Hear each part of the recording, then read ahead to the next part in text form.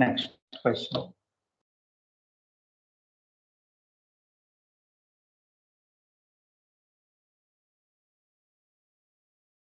H plus concentration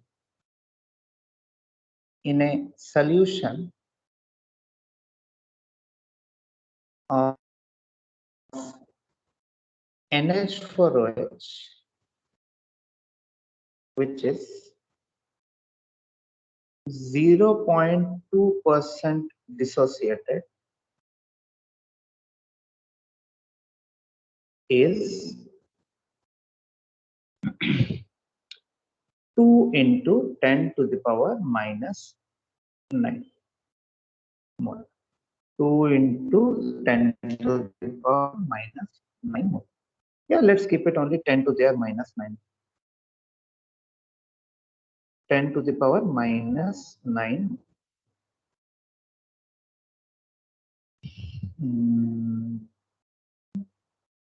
ठीक है, तो फाइंड पार्ट 1 में concentration of NH4OH, पार्ट 2 में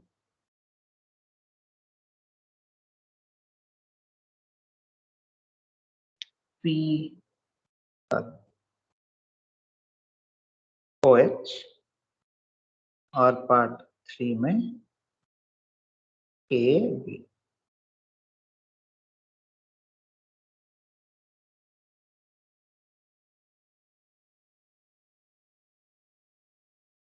इलेवन 30 को क्लास में एंटर करना. Very good.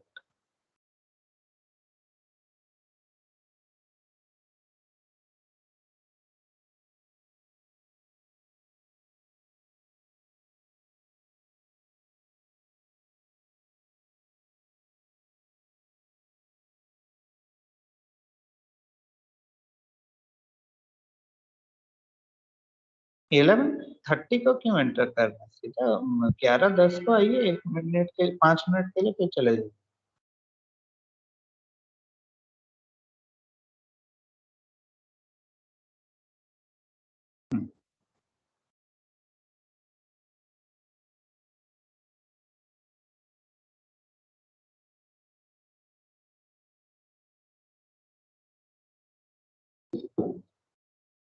तो क्या क्या गिवन है हमें? हमें गिवन है कि NH कितना डिसोसिएट हुआ है, लेकिन उसके अंदर H प्लस का कॉन्सेंट्रेशन दे दिया है. नाउ NH4OH हमारा एक बेस होता है. It is a base.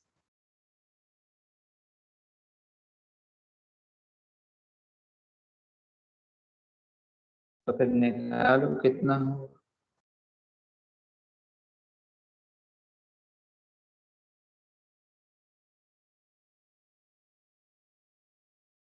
तो वीक बेस के लिए मुझे पहले क्या निकालना पड़ेगा? अगर मेरा ये वीक बेस है तो मुझे क्या फाइंड करना पड़ेगा?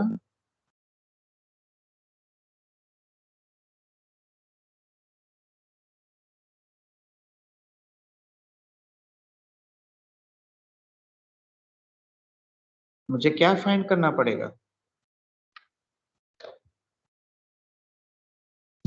कंसंट्रेशन. अच्छा, ना किसी का कॉन्सेंट्रेशन बताने के लिए OH माइनस का कॉन्सेंट्रेशन. तो OH minus concentration is KW upon H plus concentration. 10 to the power minus 14 और ये 10 to the power minus 9. तो ये हो गया 10 to the power minus 5. तो OH माइनस का कॉन्सेंट्रेशन जो है वो C अल्फा के बराबर होता है. C हमें फाइंड करना है concentration of NH4OH for the first part. Alpha is 0.2%, 0.2 by 100. So from here we can find C as 10 to the power minus 5 into 100 upon 0.2. तो ये हो जाएगा 10 to the power minus 2 by 2. 1000 तो ये minus, तो ये हो जाएगा 5 into 10 to the power minus 3. This is the concentration of NH4OH. आया होगा सभी को, सभी कोशिश कर रहे होंगे। ऊपर फॉर्मूला मैंने बता दिया था कि क्या क्या फॉर्मूला यूज करना। तो दिस इज माय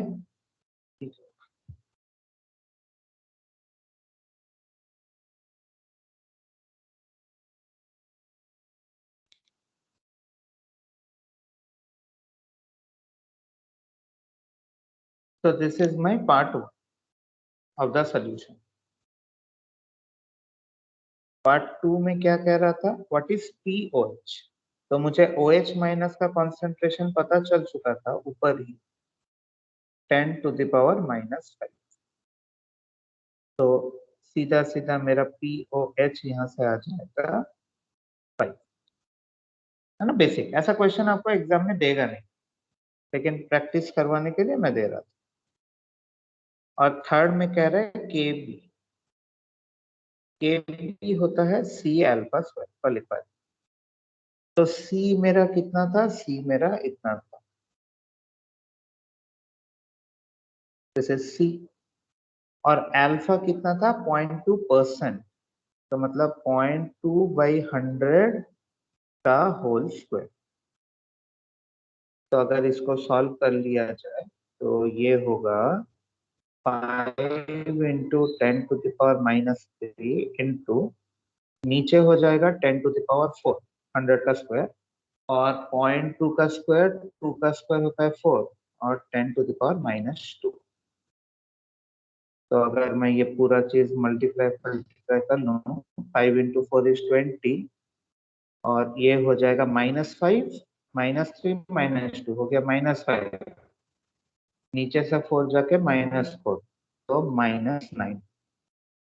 या साइंटिफिक नोटेशन में अगर लिखेंगे तो 2 इंटू 10⁻⁻8। ये होगा हमारा KB।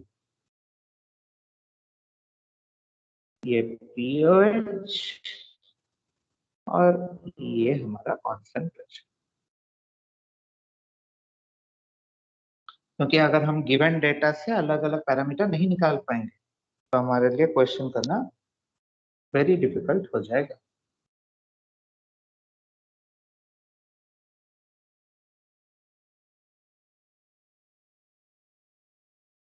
तो जो हमने ऊपर फॉर्मूला लिखा था उसी को ही हम यूज कर रहे हैं। फर्स्ट पार्ट के लिए मैंने वही वाटर के डिसोसिएशन कांस्टेंट का फॉर्मूला यूज किया है, Kw equals to H plus का कॉन्सेंट्रेशन इंटू OH माइनस का कॉन्सेंट्रेशन। ये वही फॉर्मूला है।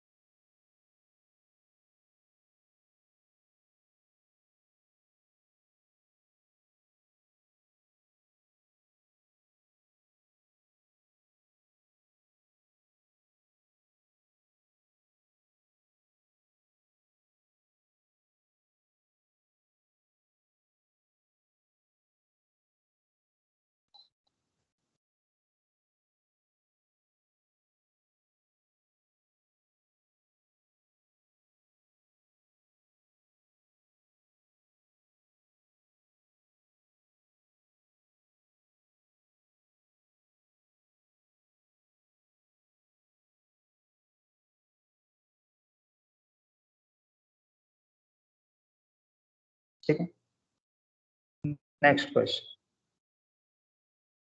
pH of a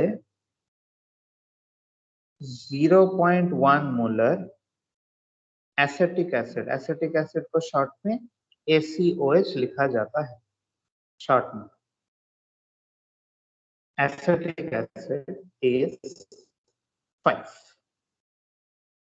find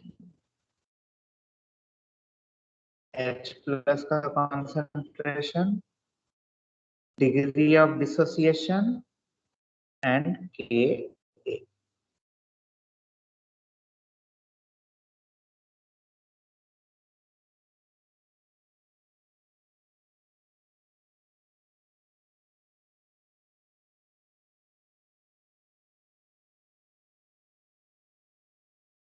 pH of a 0.1 molar acetic acid, again एक वीक एसिड है, उसका pH दे दिया गया है 5। तो आपको वहां से ये तीनों पार्ट पूछ रहा है। H प्लस कितना होगा, एक और मैं पूछ लेता हूँ कॉमा देकर यहीं पर OH माइनस। H प्लस कितना होगा, OH माइनस कितना होगा, डिग्री ऑफ डिसोसिएशन कितना है और इसका Ka कितना है।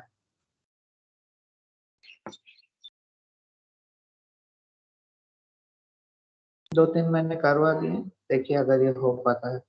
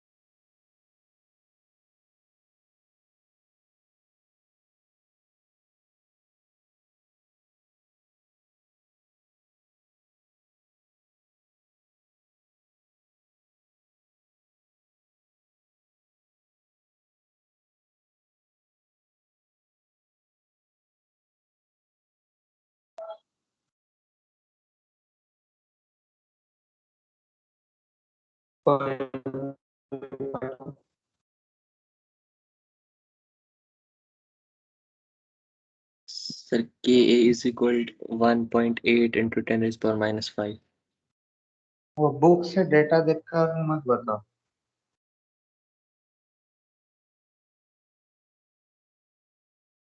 बुक से डेटा देखकर मत बताओ।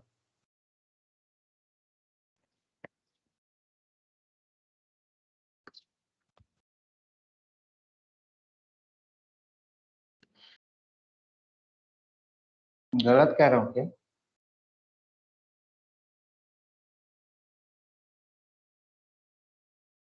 गलत कह रहा हूँ तो बोलो नहीं, क्यों वो ऐसा बोल रहे हो? वो वैल्यू सुनते ही हमें पता चल जाता है, आप पहली बार पढ़ रहे हो, मैं लास्ट 10 साल से पढ़ा रहा हूँ, मुझे आंसर सुनने से पता चल जाता है किस बुक से देखकर आप बता रहे हो।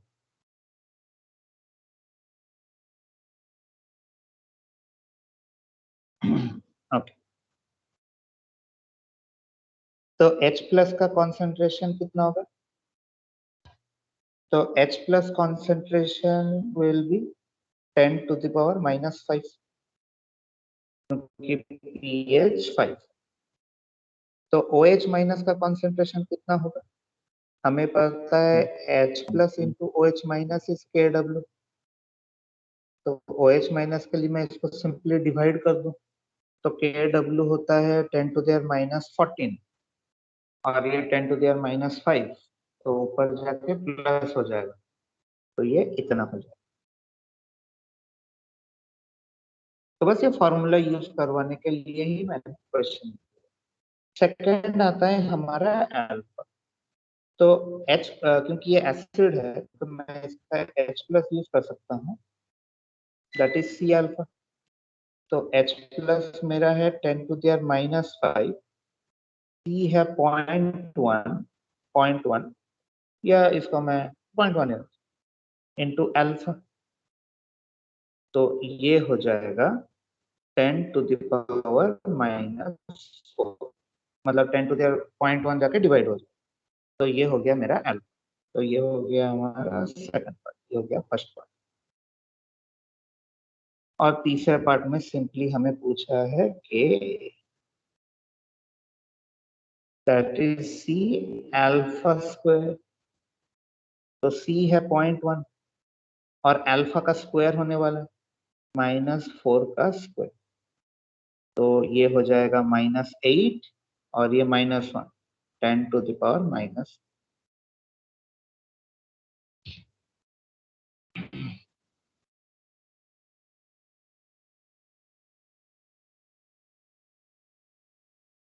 (10⁻⁻).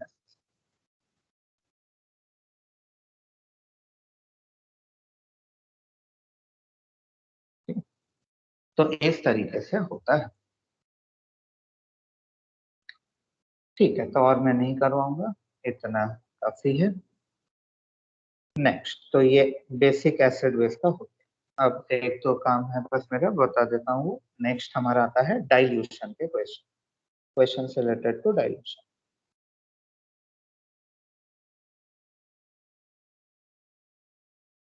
तो जैसे अगर हम वैसे ही कोई क्वेश्चन ले जाए कि 0.1 मोलर एसिटिक एसिड जिसका के आपको दे दिया जाएगा 10⁻⁻5 है, इस डाइल्यूटेड बाई, क्या diluted by, diluted by 100 times, 100 times. Find final pH. वैसे तो एक ही पूछता है लेकिन मैं दो करवा देता हूँ। And change in pH, so that हमारा दोनों ही क्वेश्चन हो जाए।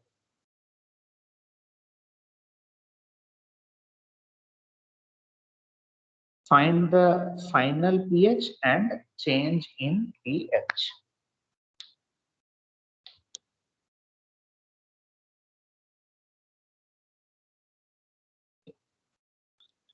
तो फाइनल पीएच हम फाइंड करेंगे और फाइंड करेंगे कि चेंज कितना हुआ पीएच का। तो चेंज कैसे पता चलेगा? चेंज हमें पता चलेगा कि बिफोर डाइल्यूशन हमारा पीएच कितना था और आफ्टर डाइल्यूशन हमारा पीएच क्या। बिफोर डाइल्यूशन पीएच कितना था और आफ्टर डाइल्यूशन पीएच कितना हो, वहीं से हमें पता चलेगा चेंज कितना हो। तो बिफोर डाइल्यूशन पीएच क्या होता है हम निकाल लेते हैं। तो बिफोर डाइल्यूशन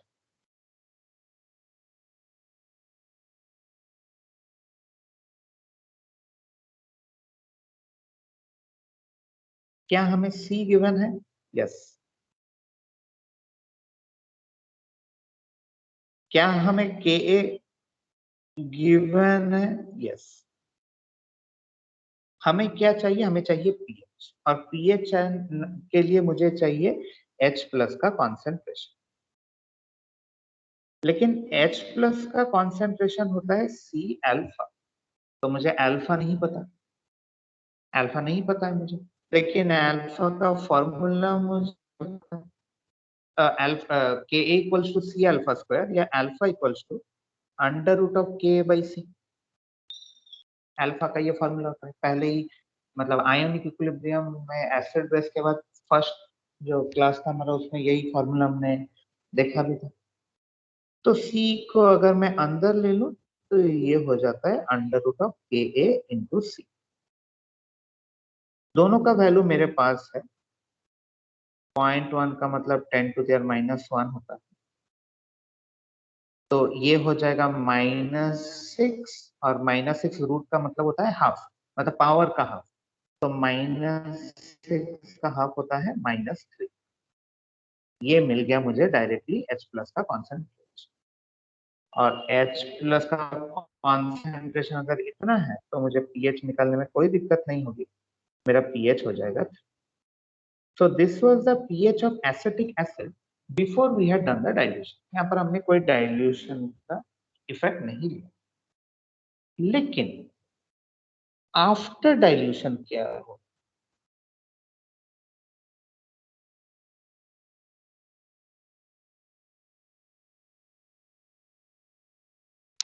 आफ्टर डाइल्यूशन क्या हो? अब अगर ये नॉर्मल ये स्ट्रॉन्ग एसिड वाला केस होता, अगर ये नॉर्मल एक स्ट्रॉन्ग एसिड या स्ट्रॉन्ग बेस वाला केस होता, तो इसका पीएच निकालने में मैं एक ही स्टेप में कर दूंगा। कैसे? क्योंकि मेरा डाइल्यूशन यहाँ पर 100 टाइम्स हुआ है। 100 का मतलब होता है 10⁻², इसका पावर 2 है। तो मैंने कहा था कि आप सिंपली पीएच को 2 यूनिट ऐड कर दो, मतलब पीएच 3 था तो फाइनल पीएच 5 हो जाए, अगर ये स्ट्रॉन्ग एसिड। लेकिन वीक एसिड के लिए ऐसा क्यों नहीं होता है? क्यों फाइनल पीएच इसका 5 नहीं होगा?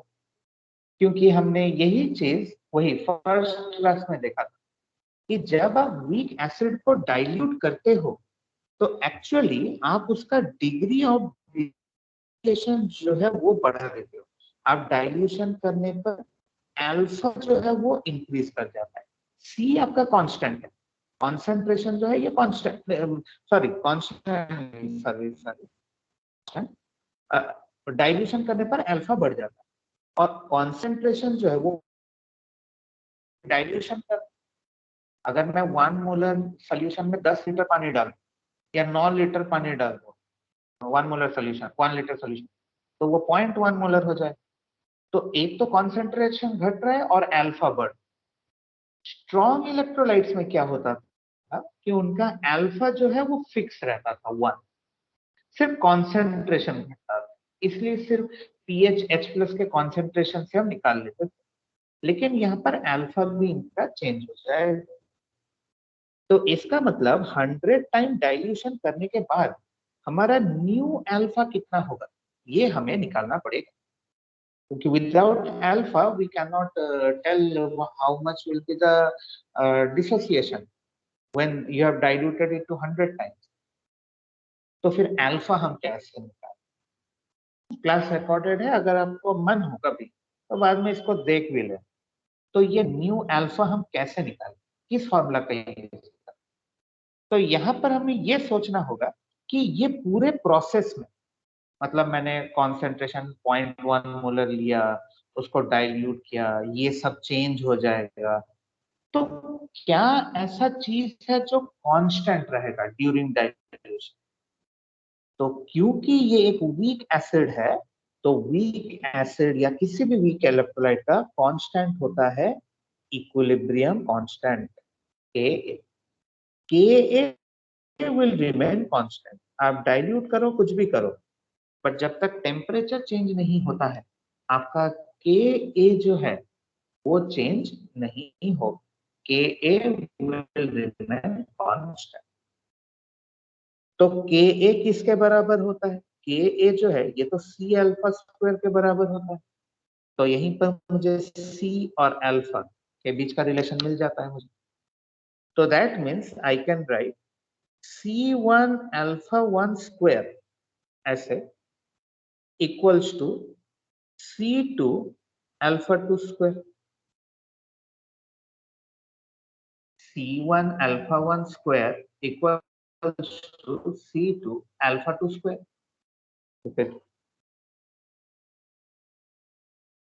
बिकॉज हमारा के ए जो है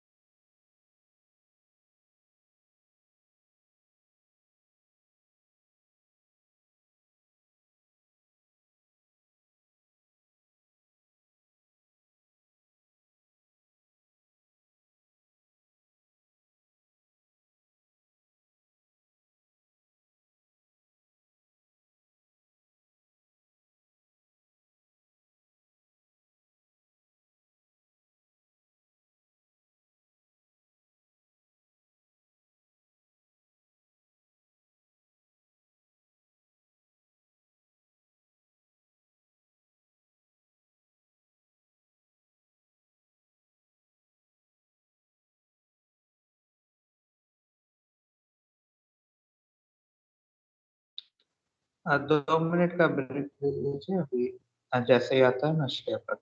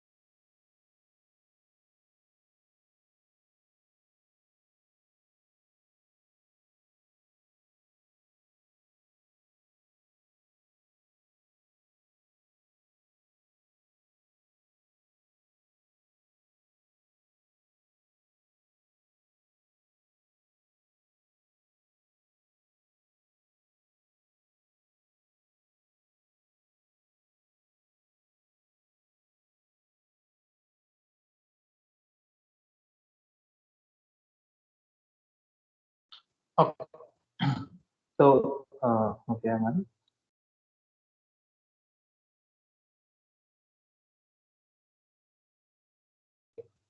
तो कमिंग बैक, तो वी सॉ दैट कि बिफोर डाइल्यूशन जो है वो हमारा पीएच जो था वो 3 था, बट जैसे कि मैंने आपको इतनी देर बताया कि वीक इलेक्ट्रोलाइट का डाइल्यूशन जो है वो थोड़ा सा और क्रिटिकल होता है, थोड़ा सा क्रिटिकल होता है compare to strong electrolytes.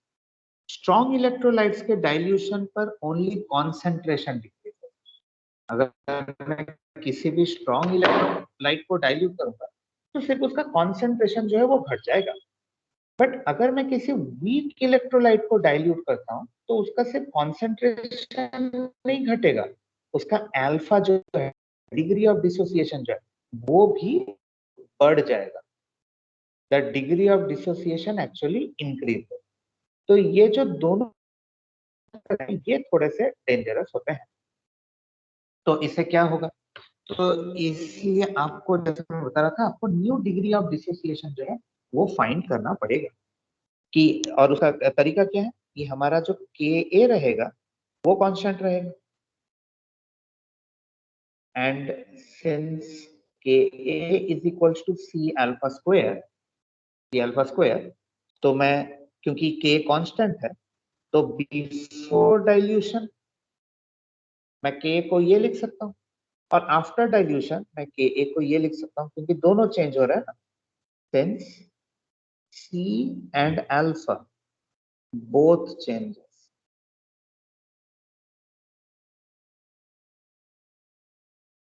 That is,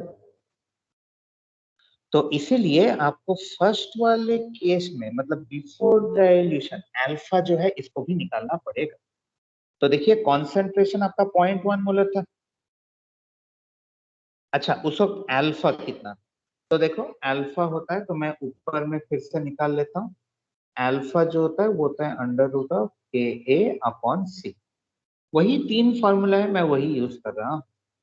फिर क्या हो गया इसको, पूरा तो रिस्टार्ट किया।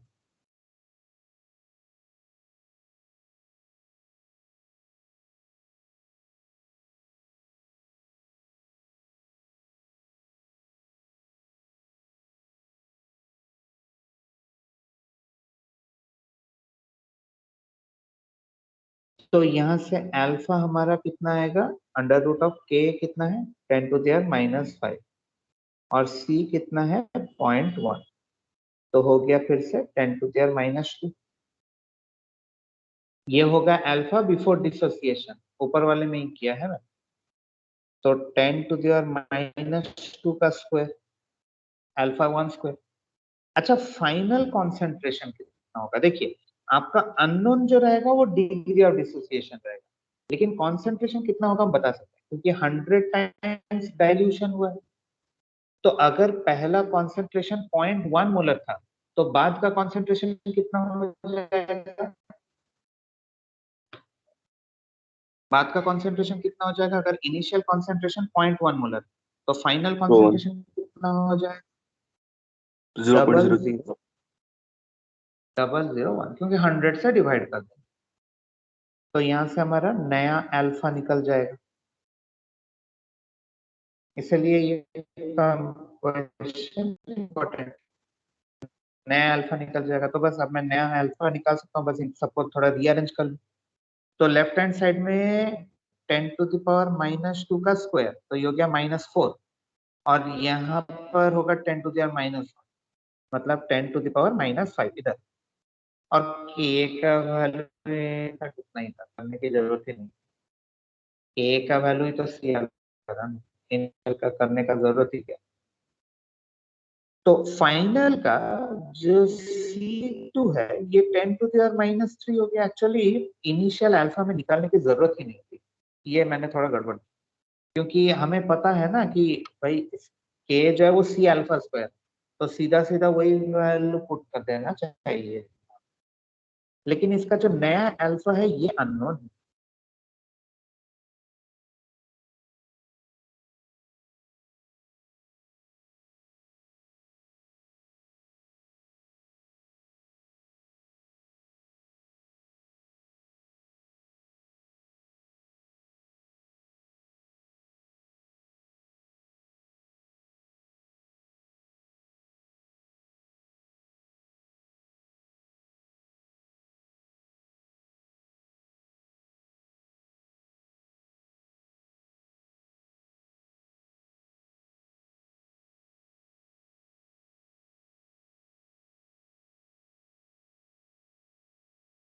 वो सर आपकी आवाज नहीं आ रही है।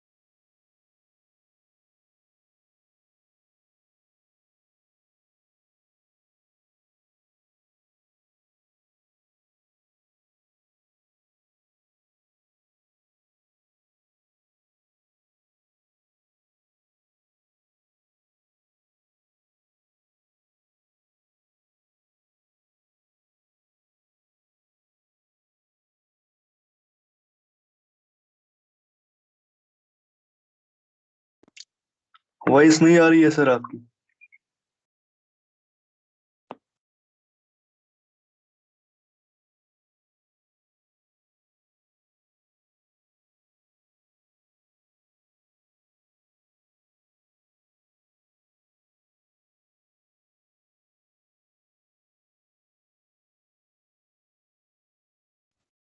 तो what will be the new H plus concentration, कितना होगा।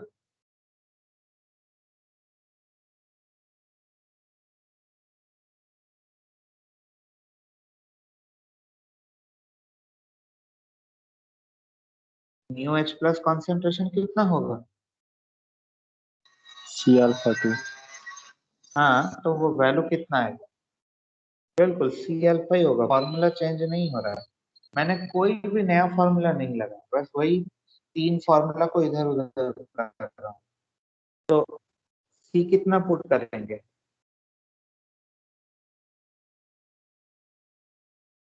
सी का वैल्यू कितना पुट करेंगे? ये 10⁻⁻³ ये नया कॉन्सेंट्रेशन, और अल्फा है 0.1 या 10⁻⁻1, इसका स्क्वायर, उसका स्क्वायर। अच्छा, ये आंसर बहुत अच्छा से याद है। हम्म, अच्छा स्क्वायर क्यों कर रहा हूँ? मेरा तो दिमाग, सी अल्फा है ना, हाँ माइनस स्क्वायर का आंसर है। तो ये हो गया 10⁻⁻1, हाँ बिल्कुल ठीक। ठीक है ठीक है, सी इंटू अल्फा। तो अगर H प्लस कॉन्सेंट्रेशन 10⁻⁻4 है, तो मेरा न्यू पीएच कितना हो जाएगा?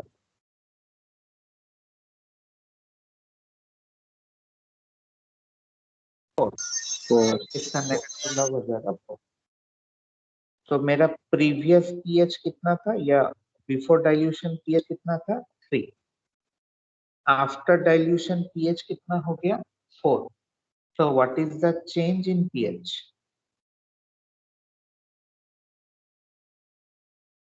1।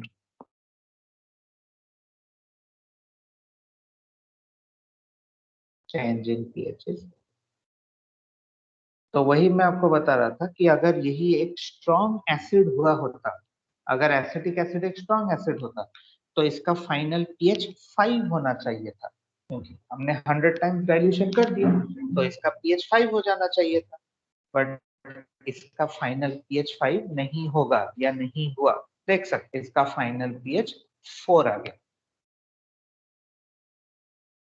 क्योंकि वीक इलेक्ट्रो, अगर कुछ ऐसा क्यों हुआ पूरा रीजन के साथ ही मैंने लिख दिया है पूरा। क्योंकि वीक इलेक्ट्रोलाइट के डाइल्यूशन से नॉट ओनली कॉन्सेंट्रेशन डिक्रीज होता है, बट ऑल्सो अल्फा इंक्रीज हो जाता है। तो कॉन्सेंट्रेशन डिक्रीज होने की वजह से पीएच डिक्रीज होना चाहिए, अल्फा बढ़ने की वजह से, सॉरी, कॉन्सेंट्रेशन डिक्रीज होने की वजह से पीएच इंक्रीज होना चाहिए, और अल्फा बढ़ने की वजह से पीएच डिक्रीज होना चाहिए। इसलिए एक बीचों बीच का वैल्यू आ जाता है।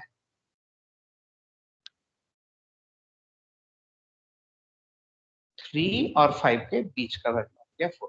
बट ऐसा नहीं है ये कोई एवरेज का फॉर्मूला लगाना है।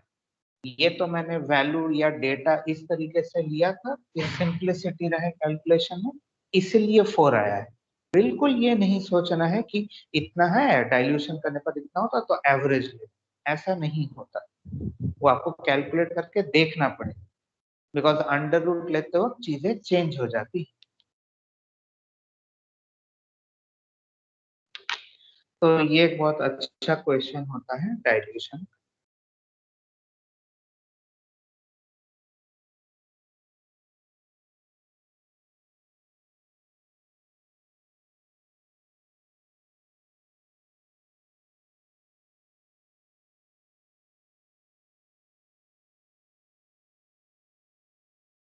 आया समझ में क्वेश्चन? एक बार घर पे इसको खुद से करने की कोशिश करिए। खुद से करना करना ज्यादा इम्पोर्टेंट है then looking at the same problem 10 time. Question आपके सामने है, सॉल्यूशन भी है, सॉल्यूशन के ऊपर कॉपी रखकर क्वेश्चन से सिर्फ इसको सॉल्व करने की कोशिश करें। अच्छे अच्छे क्वेश्चन करवा दे रहा हूँ। एक क्वेश्चन होमवर्क दे रहा हूँ, हो सके तो करिएगा कि by how many times an acid solution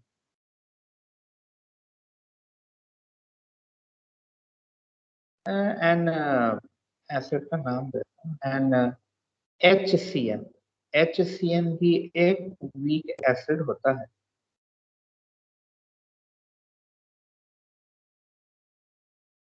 we diluted HCN solution, we diluted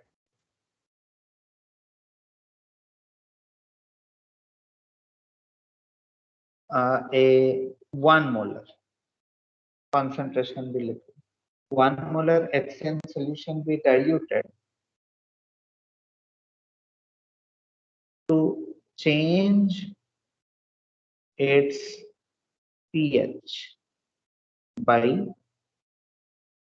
2 units. KaHCN का ले सकते हैं 10 to the power -7. Ka of HCN is 10 to the power -7.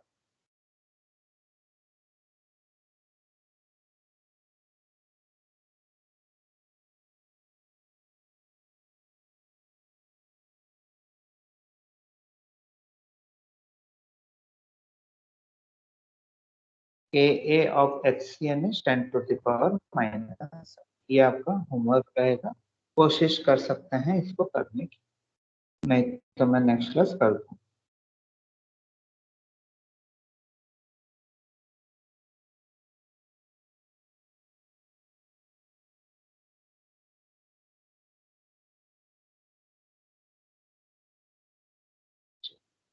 तो ये हो गया वीक एसिड और वीक बेस में डाइल्यूशन का कॉन्सेप्ट।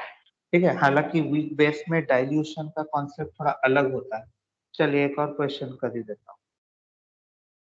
लेकिन यही अगर वीक बेस के लिए होता है, जैसे स्ट्रॉन्ग में बताया था, यहाँ पर भी चीजें चेंज जाएंगी, छोड़ो वीक बेस का करना। नेक्स्ट लिखिए mixing of 2 weak acids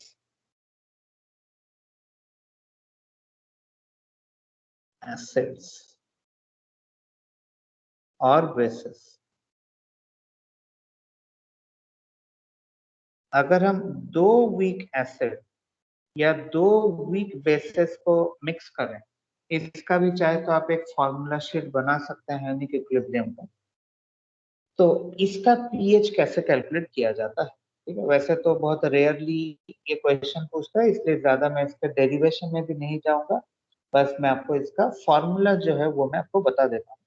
so the pH of 2 weak acid और 2 वीक बेसेस के लिए हमें H+ अगर 2 वीक एसिड को मिक्स कर रहे हैं, इसलिए मैं H+ ऑफ मिक्सचर, या अगर आप 2 वीक बेसेस को मिक्स कर रहे हैं तो OH- ऑफ मिक्सचर। दोनों ही वीक एसिड होने चाहिए या फिर दोनों ही वीक बेसिस? तो इनका पीएच या पीएच कैसे निकालेंगे? OH का H+ का कॉन्सेंट्रेशन क्या होता है? It is under root of Ka1C1 plus Ka2C, या similarly for weak bases it is under root of Kb1C1 plus Kb2C। ज्यादा हैरानी नहीं होनी चाहिए, क्योंकि एक सिंगल एसिड के H+ का कॉन्सेंट्रेशन, एक सिंगल एसिड का जो H+ कॉन्सेंट्रेशन जो C अल्फा होता है, वही under root of Ka into C भी होता है, या बेस के लिए भी वही सेम होता है। बेस के लिए तो यहाँ पर हम 2 एसिड या 2 बेस को मिक्स कर रहे हैं, तो फॉर्मूला वही है, बस आपका हुआ क्या है कि दोनों को हमने वहां पर ऐड कर दिया। अगर आपने फॉर्मूला लिख लिया तो बेस का नहीं है।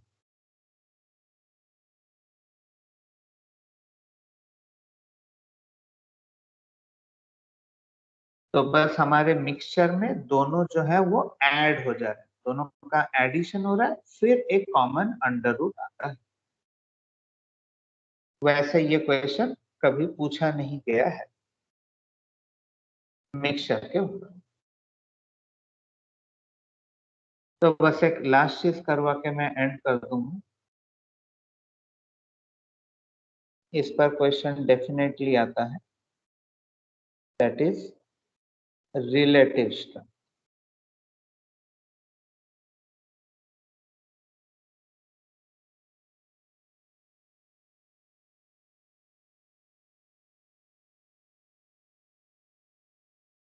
रिलेटिव स्ट्रेंथ,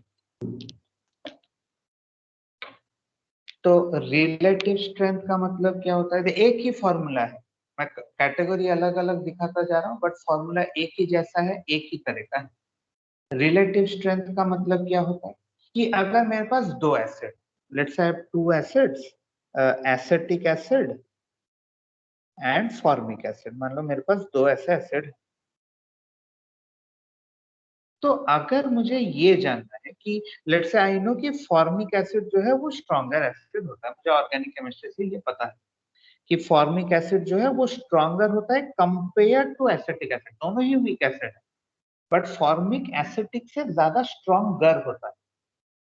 तो मैं इसका रिलेटिव स्ट्रेंथ कैसे कैलकुलेट करूंगा? ये मुझे कैसे पता चलेगा कि फॉर्मिक एसिड एसिटिक एसिड से कितने टाइम्स स्ट्रॉन्गर है, कितना गुना स्ट्रॉन्गर है? तो वेरी सिंपल, हमें H प्लस कॉन्सेंट्रेशन के कंपैरिजन से ही पता चलेगा। अगेन वही बात है, क्योंकि दोनों ही वीक एसिड है, तो जो ज्यादा H प्लस देगा वो स्ट्रॉन्गर एसिड, जो कम H प्लस देगा वो वीकर एसिड। अगर दोनों का कॉन्सेंट्रेशन सेम है, मतलब ऑफ कोर्स मुझे दोनों का कॉन्सेंट्रेशन सेम करना पड़ेगा और मुझे ये देखना पड़ेगा कि कौन ज्यादा H प्लस दे रहा है। जो ज्यादा H प्लस देगा वो स्ट्रॉन्गर एसिड, राइट? तो H plus from first acid, let's say मैं इसको HA नाम दे देता हूँ। तो इसका फॉर्मूला क्या होता है जो अभी अभी ऊपर हमने लिखा है? पहला एसिड है इसलिए मैंने 1 ऐसे नाम दे दिया, वही C alpha under root of K1C1, वही फॉर्मूला। और जो दूसरा एसिड है, लेट्स से उसका नाम है HB, ये दूसरा एसिड है, वीक एसिड। तो इसका भी क्या होगा? वही सेम होगा, Ka2C2, एक ही फॉर्मूला, कुछ चेंज नहीं है। नाउ सिंस फॉर कंपैरिजन, क्योंकि हम रिलेटिव स्ट्रेंथ कंपेयर कर, तो हमें C1 और C2 को सेम लेना पड़ेगा। भाई सेम कॉन्सेंट्रेशन लोगे तभी तो पता चलेगा ना कि दोनों में से स्ट्रॉन्गर कौन है, वीकर कौन है। अगर मैं एक का ज्यादा लूंगा एक का कम लूंगा कॉन्सेंट्रेशन, तो फिर उससे कंपेयर करना मुश्किल है, क्योंकि कॉन्सेंट्रेशन ही डिफरेंट है और कॉन्सेंट्रेशन डिफरेंट होने से अल्फा डिफरेंट हो जाता है। इसलिए आपको दोनों का कॉन्सेंट्रेशन सेम लेना ही पड़ेगा, क्योंकि अगर आप कहोगे नहीं कॉन्सेंट्रेशन सेम नहीं लेंगे, नहीं लो कोई प्रॉब्लम नहीं, लेकिन फिर दोनों का डिग्री ऑफ डिसोसिएशन भी अलग अलग हो जाए तो कंपेयर हम नहीं कर पाएंगे। तो इसीलिए the relative strength is simply the ratio of H plus of both the acids. दोनों एसिड के H प्लस का सिंपली रेशियो होता है। तो क्या होगा फॉर्मूला, कौन बताए? मैंने ऊपर दोनों लिख दिया, कंडीशन भी लिख दिया। तो H plus from HA upon H plus from HB का रेशियो कितना होगा?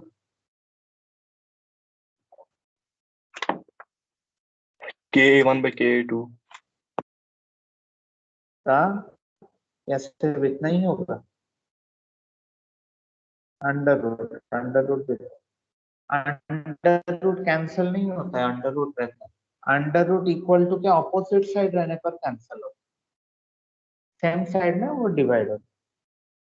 तो this is basically the formula of relative. तो आपको लग रहा होगा नया है, लेकिन कुछ भी नया नहीं है। जो H प्लस का पहले दिन बताया था कॉन्सेंट्रेशन निकालने का फॉर्मूला, वही मैं यूज कर रहा हूँ। बस क्योंकि दो अलग अलग एसिड है तो इससे एक का Ka1 दूसरे का Ka2।